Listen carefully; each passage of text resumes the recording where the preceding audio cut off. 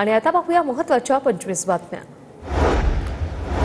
मी मारल्यासारखं करतो तू रडल्यासारखं कर अशी सीएमची भूमिका।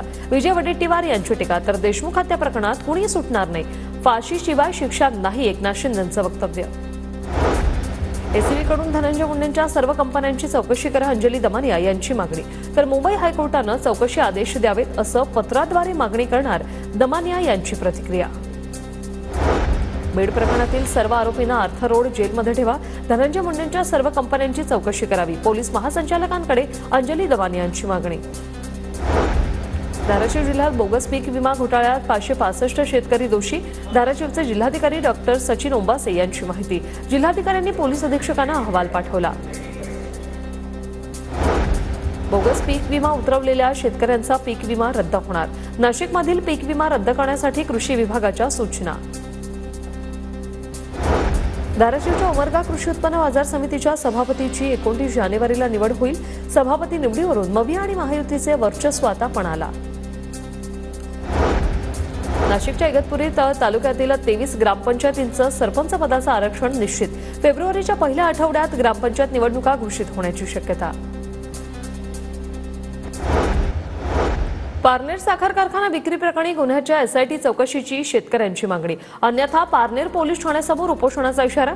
गुन्ह्यातील घोटाळ्याची व्याप्ती 300 ते 400 कोटींपेक्षाही अधिक असल्याची माहिती। पालघरमध्ये एकाच गाडीच्या 3 नंबर प्लेट आढळल्याने खळबळ, कंटेनर चालक फरार, पोलिसांकडून चौकशी सुरू। सोलापूरच्या करमाळा तालुक्यातील उंदरगाव येथे भूमिपुत्रांचा सन्मान सोहळा, वेगवेगळ्या क्षेत्रात भरारी घेऊन नावलौकिक मिळवलेल्या भूमिपुत्रांचा ग्रामपंचायतीकडून सन्मान। जळगावच्या महिंदळे परिसरात बदलत्या वातावरणामुळे कापसाच्या उत्पादनात घट, कापसाला योग्य दर मिळत नसल्याने शेतकऱ्यांकडून कापसाची साठवणूक। जळगाव जिल्हा रुग्णालयात कंत्राटी तत्वावर काम करणाऱ्या कामगारांचं काम बंद आंदोलन, 2 महिन्यांपासून पगार मिळाला नसल्याने कामगार आक्रमक, काम बंद आंदोलनामुळे जिल्हा रुग्णालयातील सेवा कोलमडली।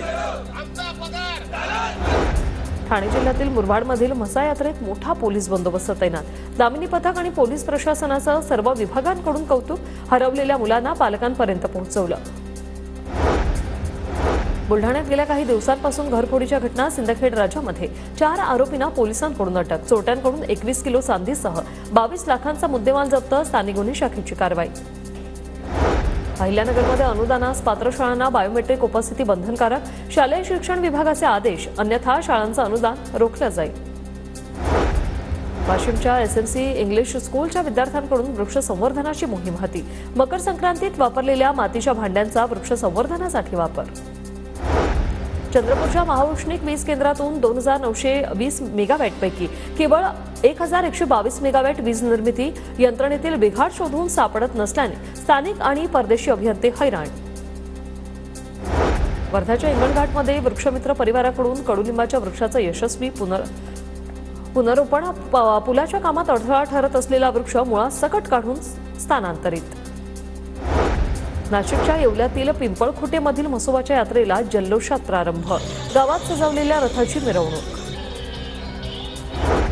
जालना जिल्ह्यातील हजारो शेतकरी ई पीक पाहणीपासून वंचित, 15 जानेवारीपर्यंत केवळ 12% क्षेत्रावर पीक पाहणी नोंदणी प्रक्रिया पूर्ण, वारंवार इंटरनेटच्या अडचणी आणि सर्व्हर डाऊन असल्याने आता मुदतवाढ देण्याची मागणी। वाशिम जिल्ह्यात काही ठिकाणी पाणी टंचाईचा धोका, भूजल पातळी खालावल्याने गहू उत्पादन धोक्यात, शाश्वत सिंचन योजनांवर लक्ष केंद्रित करण्याची गरज। पालघरच्या समुद्र किनाऱ्यावर परदेशी पाहुण्यांचं आगमन, लडाख आणि तिबेटमधील रुडी शेलडक पक्षी पालघर समुद्र किनाऱ्यावर विसावले।